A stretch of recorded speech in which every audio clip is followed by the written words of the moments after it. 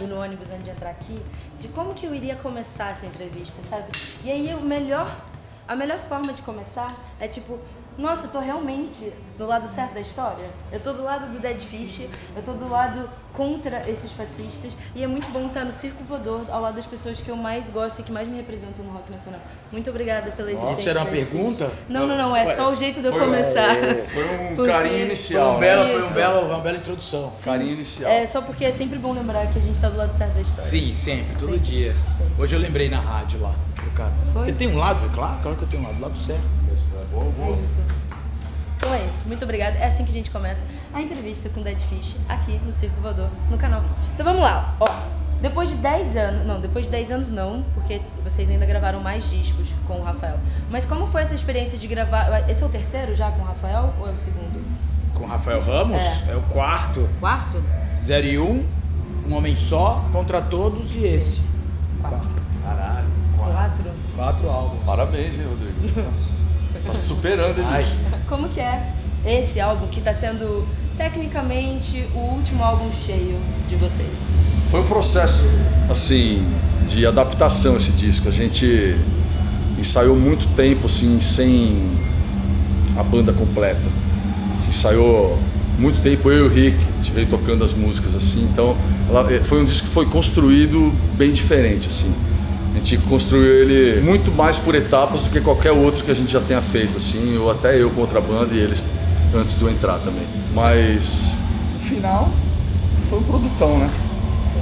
A gente gostou, a galera gostou, a aceitação está sendo boa, a não aceitação também está sendo boa. É muito boa isso, né? Eu gosto desse álbum porque foi o álbum que provavelmente teve mais sangue, suor e lágrimas, assim. Pro lado bom pro lado bom da coisa. Era um momento muito complicado para eu escrever um álbum por conta da minha raiva dos últimos 3 anos. E ao mesmo tempo era um álbum que eu cheguei pros caras e falei, cara, eu quero um álbum pesadão e melódico. E aí eu ia vendo os caras construindo, falando, cara, a gente tá no caminho, mas agora eu preciso construir um disco bom, com um texto bom e com uma ideia boa. E aí tem o Álvaro Dutra, ele é casado com a neta do Augusto de Campos, o Poeta Concreto, ele mora ali no bairro e o Álvaro ia sempre. Falei, vamos fazer junto, só que ele mora em Brasília. E aí a gente fez tudo em cima da demo e a gente mudou algumas coisas, né, Marcão? Sim. Lá depois que tinha letra. Teve que readaptar, assim, algumas eu tinha trechos. Eu tinha sessões de Skype à noite com o Álvaro, de manhã eu ia pro estúdio pro Rick, e aí voltava com a música, às vezes nem feita, assim. Não tá bom, a gente precisa pensar nisso. Aí às vezes eu alterava. Na reta final, vocês produziram bem. Porque cada dia que ia pra fazer uma, matava. Lembra? No começo, e aí, puta, não rolou nada. Ficava 3, 4 dias em uma música. Aí, acho que foi amadurecendo. Foi isso, e agora temos o Ponto Cego, que é o meu ver. O 0 e 1 ainda não foi vencido no meu álbum preferido, mas o Ponto Cego tem uma boa chance de se tornar o meu álbum preferido da banda. Eu sinto essa mesma coisa, assim. Hoje, principalmente, eu tava ouvindo muito. Eu ouvi assim que lançou. Até como eu tinha ido uma vez lá e tal, eu tava vendo como tava sendo o processo criativo de vocês. Esse álbum tem um valor que, assim, por mais que você tenha citado que você tem vindo com uma raiva de muitos anos, pra mim ele continua sendo um álbum de raiva. Só que ele é muito direto. Ele é muito direto, então a pessoa sente. Não tem essa de, eu vou interpretar. Não tem interpretação. Isso foi intencional mesmo, assim. Eu lembro que eu falei, eu não quero achar interpretações por como interpretam um sonho médio. Eu quero que as pessoas entendam que esse álbum é uma foto disso, dessa realidade. Não quero deixar nenhuma aresta. Nada a entender, né? Exatamente, tá entendido. Nenhuma aresta, tá explicado, tá dito. E você acha que é um dos álbuns mais pesados? Não estamos falando de composição em si, não de letra. Mas assim, eu acho que o instrumental dele também é muito pesado. Sim, olha o rapaz aí. Não, assim, o peso desse disco, assim, não vem só das músicas, cara. Esse peso aí, o Rafael e o Jorjão trouxeram isso aí pro disco. Puxaram na produção. Cara, essa gordura do disco. A gente veio com um disco de hardcore pra frente, com grave, a gente queria um disco pesado, só que, nossa, ali eles puxaram o peso no grau, assim. E deu certo essa soma aí, da banda e a produção ali do disco. E a masterização e a mixagem. E a master e a mix, então, que foi o gringo lá que é fez. isso que era que né? eu queria também falar. Como que foi, rolou isso? Foi o toque final. Gente, Assim. pelo amor de Deus, que coisa mais linda. Não, lindo. A gente tinha, anos antes, eu e o André, a gente ia no show do Descendants e a gente falou, queremos falar com o Bill, até porque eu conheço o Carl Alvarez e os caras todos. E aí ele falou, não, beleza, vocês podem ir lá pro Blasting Room, lá em, não sei se é Denver, Colorado. Denver, no Colorado, E aí a gente falou, não, nós vamos, ele cobrou muito barato, ainda, o Brasil ainda era o Brasil dos reclamões, que pagavam R$2 na gasolina e reclamavam. Sim, sabe? Não, e não esse Brasil de hoje que se paga R$4,80 na gasolina. E aí era muito barato, a gente falou, nossa, nós vamos. Isso em São Paulo. Acabou de não... Acabou. Isso em São Paulo, show do Sanders em São Paulo. Aí a gente não conseguiu. E aí, durante a feitura do disco, o Marcão, acho que o Marcão primeiro a falar, falou, eu quero ter experiência de gravar na deck com o Rafael. Eu falei, nem pensar, né? Porque eu trocava ideia com o Rafael direto, a gente se encontrava nos shows assim e ele falava, pô, a gente tem que trampar junto ainda, na doideira da cervejinha, na empolgação, né? Mas pô, a gente vai trampar junto e pintou a chance, né? Aí eu queria trampar com ele e, sei lá, voltar pra deck no caso. A questão voltar pra deck pra mim era muito complicado, porque eu não queria. Mas, cara, acho que foi a melhor decisão que a gente tomou, dada o nível de produção que a gente conseguiu. Assim. Enfim, tá aí o disco. A formação atual está no segundo disco junto, né? O segundo disco, Vitória. Esse. Só que o Rick, ele gravou também? Gravou também, a mesma coisa, igual. Tá. Baixo, guitarra, bateria. Não, bateria não. Porra, meu. Foi mal, desculpa. O Rick falou que quer programar uma banda, aí vai só vocês dois. Aí tipo, baixista, tchau, não precisa, batera pra quê? Aperta um botão, aí toca o barco. Mas ele falou que vai receber 3 cachê. Folgado pra caralho. Mas ele não faz entrevista. Não, ele faz, ele fez. Comigo fazer entrevista. Fez hoje. Não, ele não fez hoje com a gente Rick? porque ele foi em 2 já. Aí ele me empurrou nessa, sacou? Entendi. É isso aí. Normalmente quem foge sou eu. Tá, então é uma honra. Pode crer. Como que funciona essa composição entre vocês, assim? Já que é o segundo, são 2 discos que foram muito bem feitos, muito bem aceitos também. O Vitória vem de uma outra coisa também. Eu gosto muito de Vitória, acho que foi lindo, foi parte da Radicidade pra mim, enfim, né? Tava lá dentro, tava inserida. Como é a composição? O Rodrigo já conhece. O Vitória, a gente vamos vir do Vitória. O Vitória a gente teve que terminar o disco no estúdio. Foi assim, precisamos de um disco, vamos aí. Então assim, metade de vendido. Tem essa. Metade do disco foi feito assim, vamos aí, cara. Então assim, não tinha muito elaboração, olhar, ver, pô, será que é isso? Levar pra casa, escutar. Não tinha isso, era puta, ficou legal, né? Eu vi uma vez, bom, vai pro disco. Teve arranjo que a gente decidiu lá dentro do Rocha. A gente afinou as ideias ali, algumas coisas. Já o Vitória, o Ponto Cego, a gente teve 3 aninhos passado pra fazer esse disco aí. A primeira demo, aquela de 7 músicas, é de que ano? Você lembra?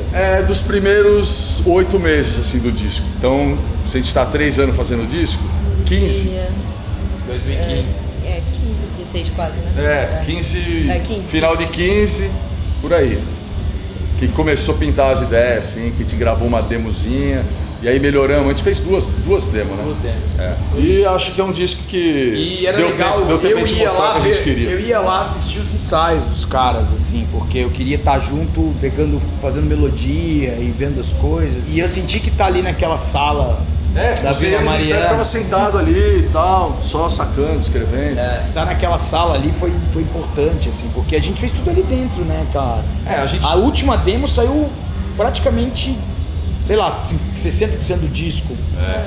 A gente tirou o Rick do quarto dele e montamos o nosso estúdio ali. Dentro do quarto. A gente botou ele num cantinho pra dormir e o quarto dele virou nosso estúdio. Pra gente terminar o disco.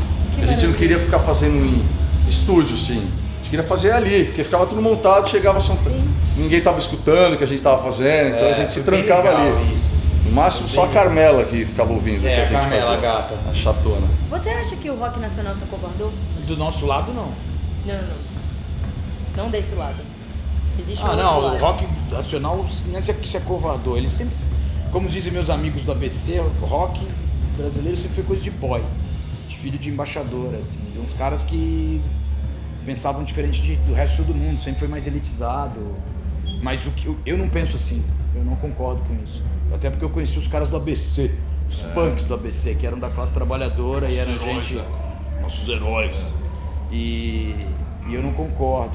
Mas o rock brasileiro envelheceu mal, se tornou um tiozinho caga-regra. Sim. Sabe? E isso afeta. E é por muito. isso que o rap... Eu mesmo também, até porque o rap também é uma coisa muito nova, né? Tem muita gente mais nova fazendo. Sim. Mas eu acho que eles têm mais cara, eles estão ali pra dar cara. Tá? Mas, então, até porque tem uma base étnica, tem uma base de falar sobre coisas sociais, de que o rock às vezes se omitiu pra poder estar um pouco mais na mídia, pra poder tocar na rádio. Mas ali nos meus, ou seja, envelheceu mal, né? E se tornou o tiozão chato do churrasco, pra ver, pra comer, sacou? Eu mesmo já me peguei várias vezes cagando umas regras e falando, não, isso é coisa de cara velho. Do nosso lado a gente ainda vê contestação, a gente ainda vê até uma evolução, assim, até porque o que eu era 20 anos atrás eu não sou o que hoje. Concordo. Ainda bem, né, que mudou. Sim. A gente ainda está enquadrado num estilo, numa estética, mas muita coisa mudou no meu sentimento para melhor. Mas e essa é a isso. graça de ser humano, para ser mutável. Exato. Mas aí, a gente tá tocando hoje com Surra e com Black Pantera, que eu acho que são duas bandas que se posicionam. Sim. E se posicionam forte.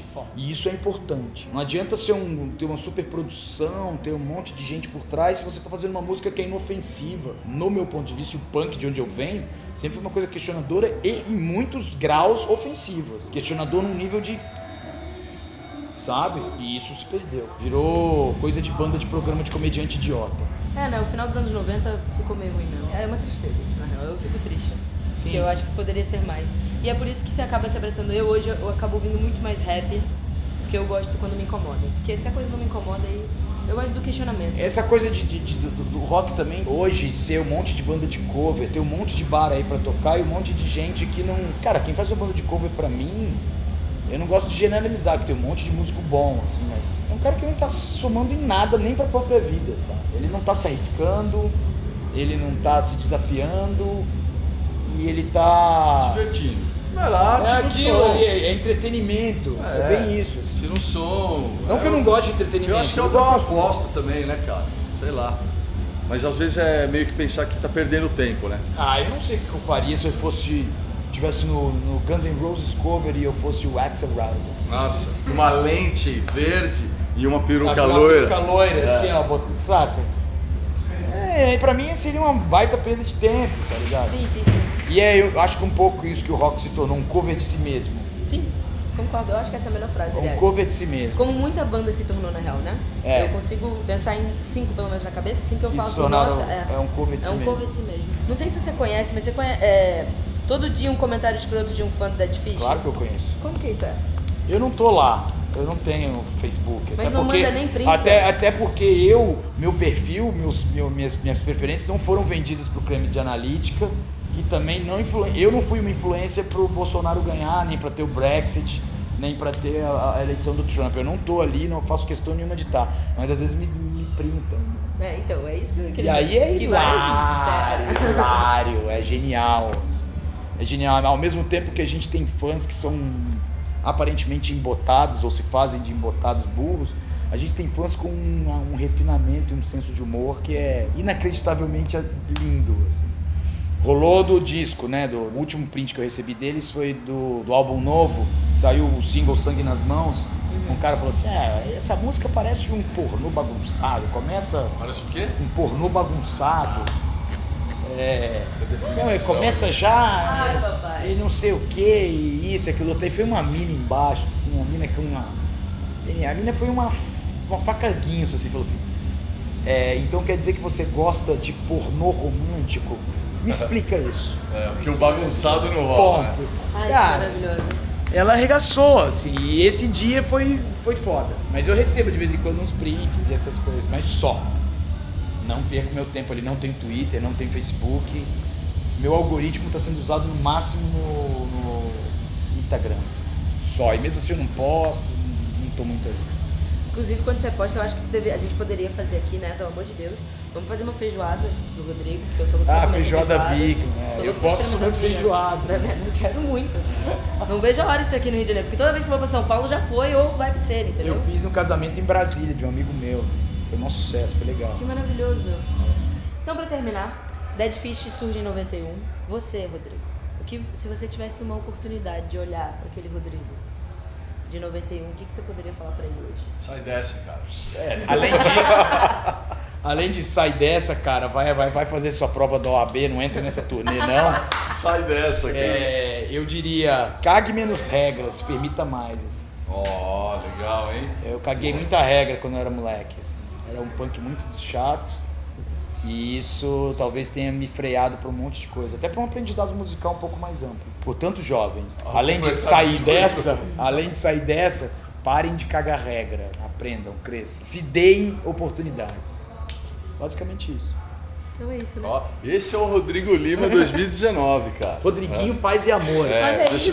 Minha candidatura para 2022, vou vencer o Sérgio Moro, aquele filho da... Vote em mim. Bom show. Obrigado. Se divirtam. Valeu.